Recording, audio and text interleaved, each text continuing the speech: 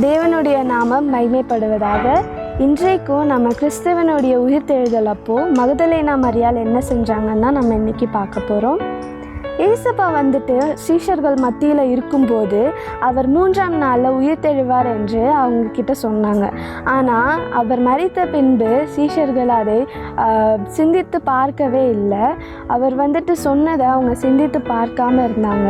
அப்போ மகதலேனா மரியாளுக்கு வந்துட்டு இயேசு கிறிஸ்து எழுந்தார் என்ற செய்தி கேட்ட உடனே கல்லறைக்கு போய் அவர் வந்துட்டு உயிர்த்தெழுந்ததை பார்த்த உடனேயும் அவ்வளவு சந்தோஷப்பட்டு அவங்க வந்துட்டு யாரெல்லாம் பார்க்குறாங்களோ அவங்க எல்லார்கிட்டையும் வந்துட்டு அந்த ஏசப்பா உயிர்த்தெழுந்த விஷயத்தை எல்லார்கிட்டையும் சொல்கிறாங்க.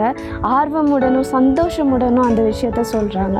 நம்ம இதே ப்ராக்டிக்கல் லைஃப்பில் பார்த்தோன்னா நம்ம நிறைய காசிப்ஸ் பண்ணுறதும் மற்றவங்கள பற்றி பேசுகிறதும் இல்லை மற்ற காரியங்களை பற்றி நம்ம பேசுகிறதுக்கும் ரொம்ப ஆர்வமாகவும் சந்தோஷமாகவும் இருக்கும். ஆனால் நம்ம அந்த இடத்துல தேவனை பற்றி சொல்கிறோமா இல்லை அந்த இடத்துல காஸ்பிளை பற்றி நம்ம ஷேர் பண்ணுறோமான்றதை யோசித்து பார்க்கணும். நம்ம ஒரு வேளை ஷேர் பண்ணலைன்னா நம்ம காட் கூட க்ளோஸ் ரிலேஷன்ஷிப்பில் இல்லைன்றது தான் அர்த்தம். ஸோ நம்ம வந்துட்டு மகதலேனா மரியாள் எப்படி ஏசப்பா உயிர்த்தெழுந்தாருன்ற விஷயத்தை எல்லார்கிட்டையும் சொன்னாங்களோ அதே போல் நாமளும் காஸ்பிளை ஷேர் பண்ண ஆரம்பிப்போம். ஆமேன்.